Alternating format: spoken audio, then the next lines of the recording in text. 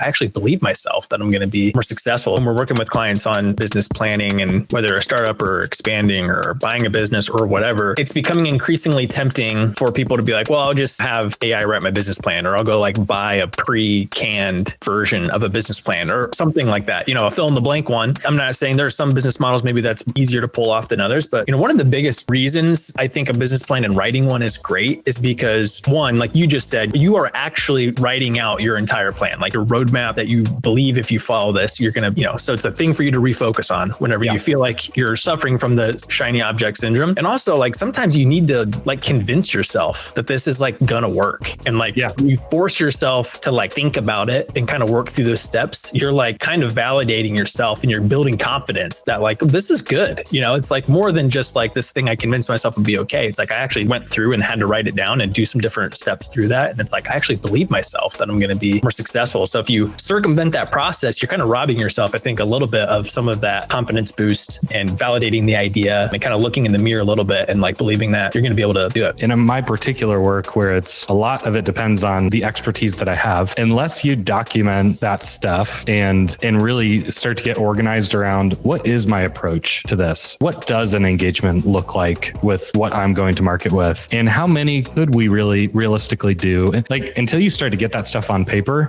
you're only going to be as good in the moment as you're just feeling in that moment. You're only going to have the talking points that come to you at that time or the knowledge. Don't even worry about scaling yet. Like that's not a way to start anything. Like forget scaling, like to start something where you have nothing down on paper that you can look at and go, yep, I actually am good at this. I do have experience in this and I do think I can do that, which I would say brings me to my next point of like surrounding myself with people who have been where I want to go or have experience helping people who've been where I want to go is invaluable. Like to me, that's what a business plan does. That's what bringing in expertise does. It's great hearing you talk about your expertise and then like kind of supplementing that expertise, because common kind of pitfall we see with people in the business planning process, maybe they just view it as a formality, or maybe their lender's just telling them like, hey, you have to have a business plan. So they don't really care. They're just trying to like check a list.